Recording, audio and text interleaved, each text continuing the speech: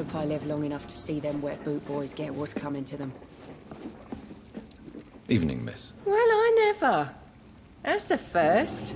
Customers who make that much mess rarely come back. Never mind in fancy togs. I'm much more myself than when we first met. By the way, I'm Jonathan, Dr. Jonathan Reed. Welcome back to the Turquoise Turtle then, Doctor. I'm Sabrina Cavendish. How can I help you? What can you tell me about this area? People don't appreciate that line of questioning round here. You best be more careful with what you say, sir. You look concerned, Miss Cavendish. This is a bad borough. Most people I know are afraid. Most locals will rob you blind, or worse. You best mind your step. So you and your friends all feel in danger? No exceptions? Tom's the only exception I've come across until now. But he's not like everybody else. This place seems, how shall I put it, very colourful. I'm sure it has plenty of stories to tell. We get people of all sorts here. It's that rare place in the docks where you can have a drink without being murdered. At least it's not happened yet. So this bar is neutral territory then? Yeah. Tom's convinced this is something the locals need. No one ever draws a weapon here. That's one of the reasons I accepted the job. Your boss must be quite the negotiator to force such an agreement. Yeah. Tom's a great bloke. Mr. Hampton, who runs the night asylum, he's the only other man that's able to keep peace around here.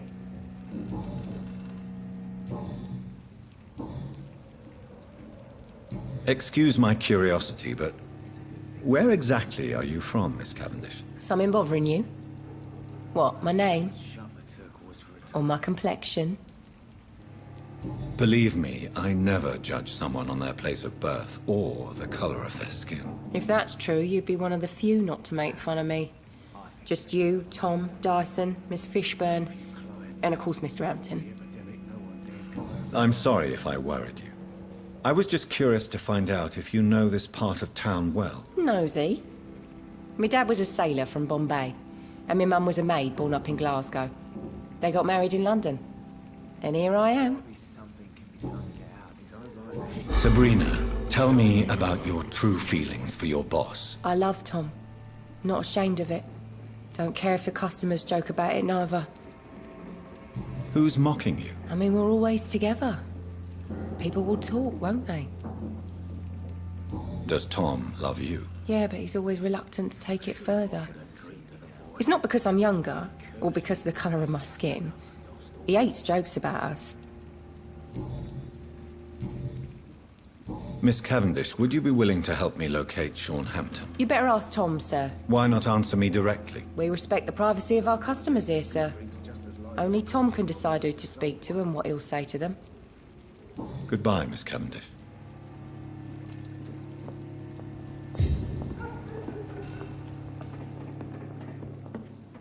Good evening, Tom. Good evening, sir. How are you tonight? Back to the docks, are we? You remember me then? Of course I do. You're that man who seemed so lost when he entered my bar a few nights ago. Thank you for your hospitality. I'm Jonathan Reed, by the way. I'm still Tom Watts. Welcome back, Doctor. What can you tell me about this part of town? It's not that bad. Thanks to people like the sad saint of the East End. Who? Sean Hampton, our own private holy figure. Few are foolish enough to make peace with the gangs. Sean is one of them. How is it you can keep this place open? This part of town doesn't seem particularly safe. Well, since everybody needs a drink, my pub is considered neutral ground by most groups. I see. So you get pressure from all sides about how this place should be run, do you? Well, something like that. Nothing that a few wise words and a bottle of gin can't solve. You're something of a figurehead around here. I'm only pouring alcohol for everyone to forget their troubles. Sean Hampton is the one giving them long-term hope. Since I'm here, is there anything I can do? Well, perhaps, Doctor. Peace partly depends on my stock of gin. With the epidemic, my supplies are running low. How could a physician help you in this matter? I have a small warehouse just past the quarantine line. Perhaps, with you being a doctor, you could go there and come back? Doctors aren't immune to disease, you know. Very well. Show me where it is. I'll see what I can do. Oh, thank you, sir. Here's the key to get in. You're about to save many dry throats.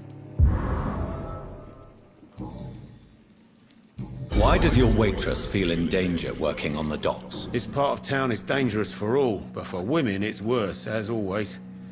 Sabrina is a brave girl, but she can't help feeling in danger. Do you think she has good reason to feel this way? Are you not worried about her safety? Of course I am.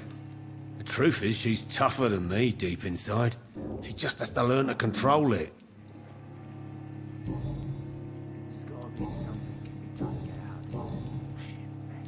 Sabrina seems very fond of you, Tom. I like her too, I really do. I know I'm her boss, and I'm much older and all. But I like her, for sure. What is bothering you, then? Sabrina is an angry one. She wears it like a coat. I'm not sure I can make her shed that anger. It hurts to see her like that. Tom, I need to find Sean Hampton as quickly as possible. I've been told you could help me. I heard the sad saint was recovering at Pembroke Hospital. Did he leave or something? I believe he returned to his flock. Can you confirm that? Oh, I bet you're right. Sean can't help but worry about the poor and sick. Oh, I guess it has something to do with what happened to him as a baby. Please, tell me. Well, I don't like to gossip, but I heard that the sad saint was abandoned as a baby in front of a Catholic orphanage in Dublin. That would explain his faith and need to help everyone. The important thing is I find him, quickly. Why not try his night asylum? He takes care of those who need a meal or a roof there. Where is it? It's in an old warehouse, northwest of here. Just follow the bank to the west and go north when you reach the end of the pier.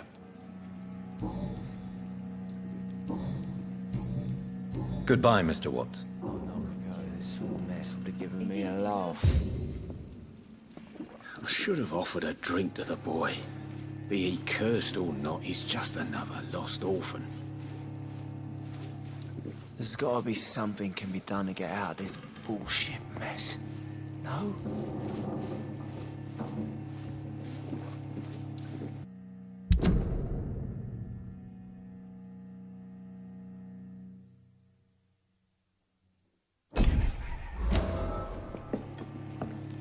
Perhaps I should shut the turbos for a time.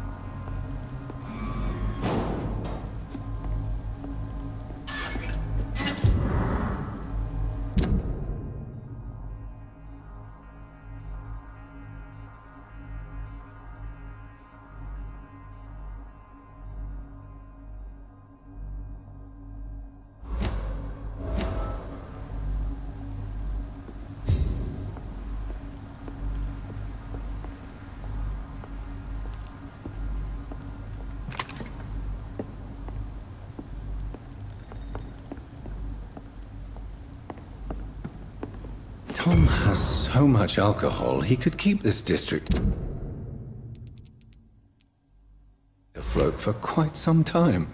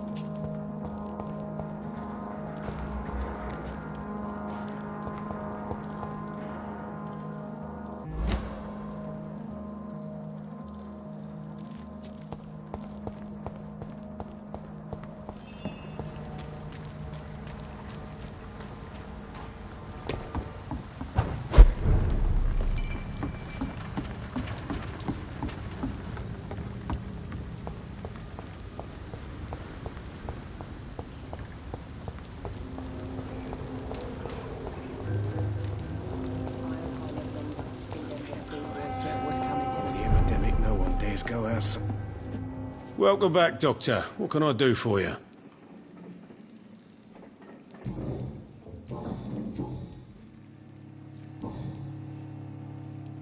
You lied to me, Tom. Your warehouse wasn't empty. It was inhabited with armed vigilantes. I'm sorry, Dr. Reed, but I thought those Prewen guards would be willing to let someone like you pass without trouble. That was devious of you, Tom. Next time you can bloody well go yourself. I apologise, Doctor, but it's just that I prefer to avoid the law, its enforcers, and all manner of thugs in uniform. Here is your booze. I hope it will appease your customers. Just try not to kill anyone with this poison of yours. Believe me, Doctor, most of my customers are less agreeable when sober.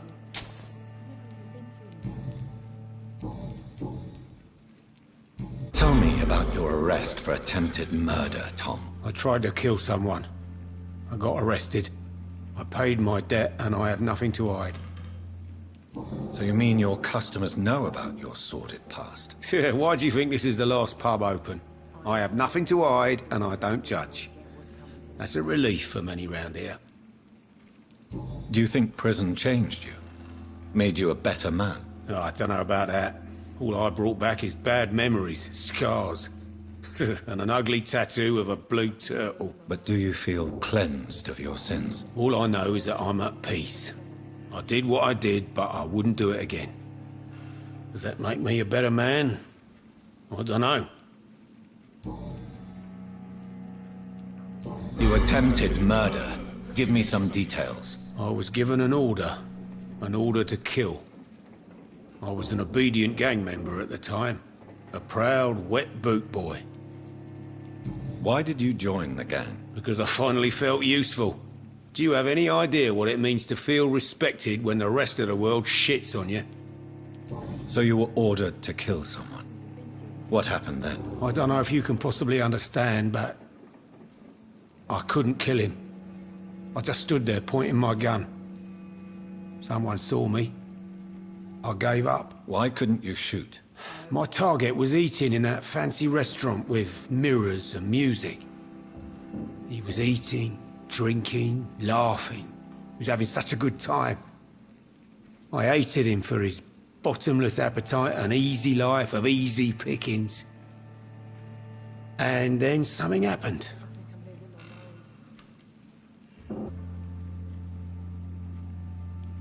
You realized what it means to take a life. You feared what it would be like to carry that guilt with you. Believe me, Doctor, I wasn't scared. I wasn't even afraid to face the wet boot boys after I'd failed. Why not leave town and start a new life after you got out of jail? I grew up in the East End. This is where my roots are. This is where I want to help others and die, eventually. Do you think the docks will always be a hive of scum and villainy? As long as poverty and fear run the show, I don't see how it would change. Misery loves company, as they say. Don't you feel threatened, staying in such a violent and criminal neighborhood? I've made peace with my violent past, Dr. Reed. I may not be a pacifist, but I'm not angry anymore.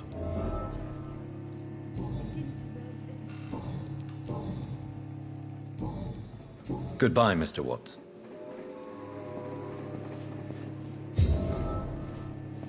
I should have offered a drink to the boy. Be he cursed or not, he's just another. Are they stupid or something?